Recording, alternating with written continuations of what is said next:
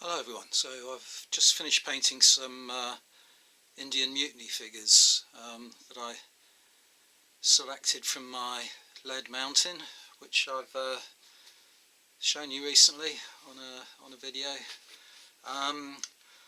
These have been on my desk for, I don't know, a couple of months now, because what I do is I rotate through various trays of figures that I've got, so as to not concentrate on one thing at a time. It means that I kind of seem to make very slow progress on everything. For instance, I haven't shown you any Crimean War figures in a long time, and yet I've constantly got something related to the Crimean War that I'm working on. But these have made it to the end of the production line. First thing is this limber 9-pounder cannon. Now, another advantage of building up a huge lead mountain is that you really save a lot of money. If you were to purchase, let me take the gun away for a moment. If you were just to purchase that on from Wargames Foundry now, it would cost you £22. I purchased this so long ago, still got the bag here. Wargames Foundry IME7 British 4-horse limber, £8.10, so about 250% more now to buy that, so it gives you an idea of how long I've had it and how much money you can save. I forget how much the gun, the artillery piece is itself, but that would add probably another £6 easily, probably more like 8, so probably you're looking at about £30 to buy this now.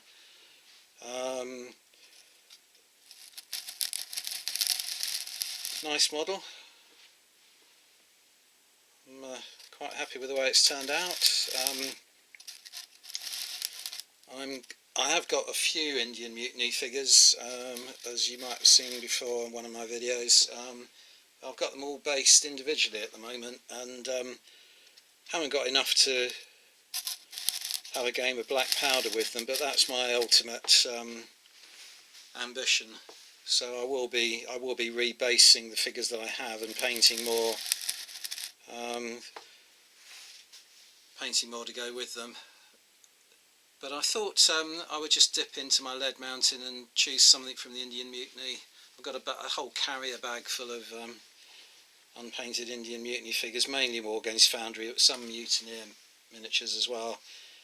And it struck me that I don't know what you guys do, but I do like to have limbers to go with my artillery. And with a lot of ranges it's quite rare to actually have the limbers available. I think it's much nicer, more aesthetically pleasing to if you're representing a limbered model on the tabletop, to actually have to go to the trouble of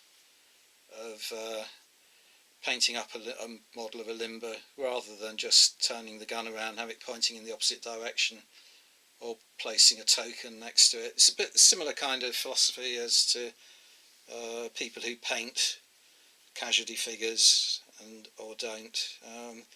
It's a bit of a chore, but I actually enjoyed doing this, so that's that. And then there's more to come with it.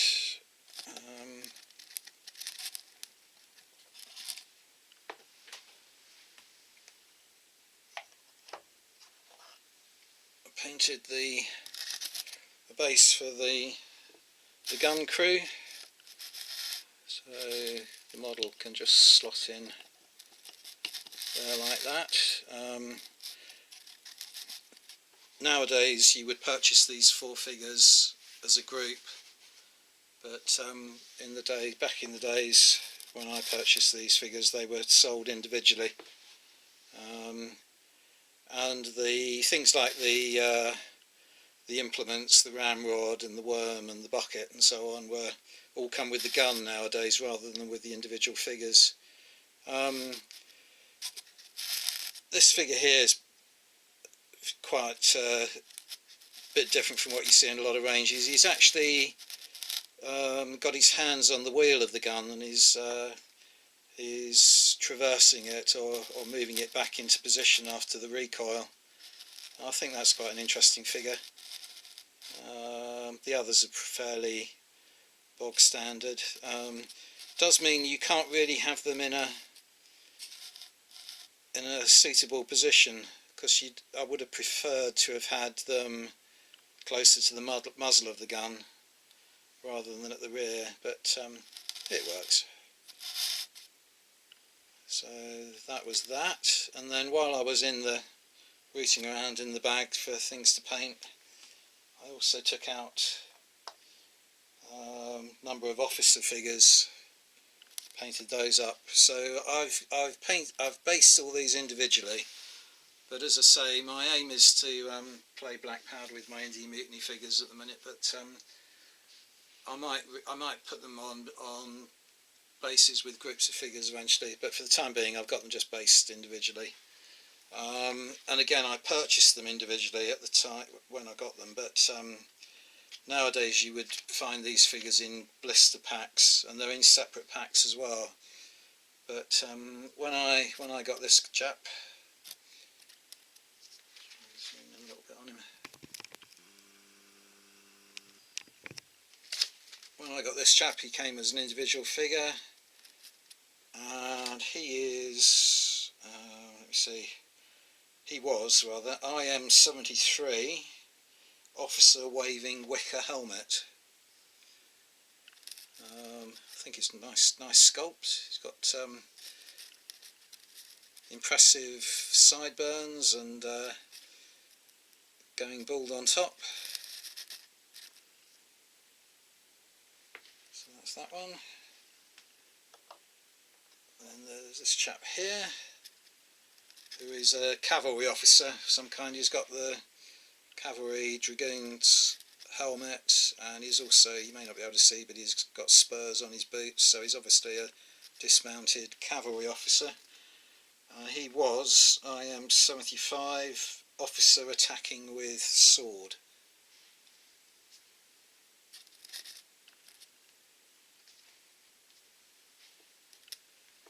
And there's this chap here, who was a little bit more casually dressed, shall we say. He even looks to me a little bit like he might have been tended to be a naval contingent officer, but he was IM 78, officer advancing, sword and pistol, wide awake hat.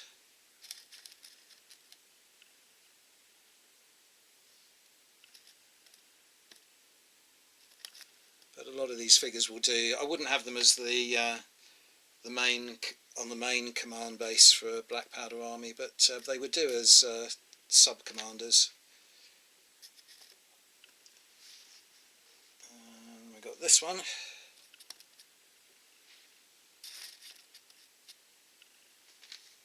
who was IM 76, officer shirt, sword, pistol. So he almost looks like a revolver in his right hand. I don't know if they had revolvers in 1857. Maybe they did, I'm not sure. Pretty plainly dressed, stripped down to his shirt in the hot weather, in the hot Indian sun. And then finally, this was my favourite one to paint.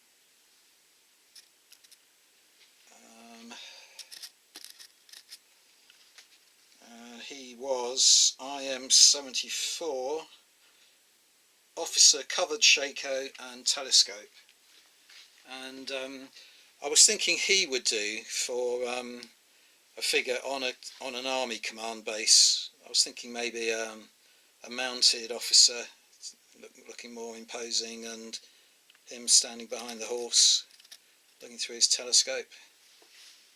But even though he's fairly plainly uniformed, I made an attempt to kind of tart him up a bit. I tried to paint a kind of paisley pattern on his sash, which was a very popular decoration on sashes at the time.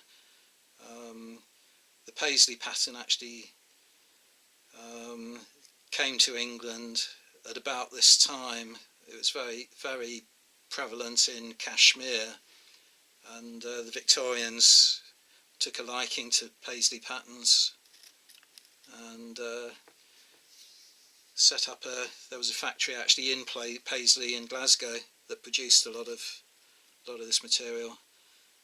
But they were kind of worn at this period by officers and so on as a sort of ornamentation almost. So it's something you can go to town with a little bit when you're painting the figures. I was quite pleased with how that came out. I don't know if I can zoom in any more on that figure, show you.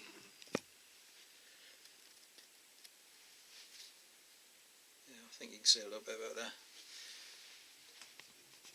Anyway, that's it. Another dent in my lead mountain, and now I'll find something else to put into the mix on my paint desk. But hopefully I'll have some Crimean War figures completed to show you fairly soon. They're nearing completion now. Thanks very much for watching, everyone. Bye for now.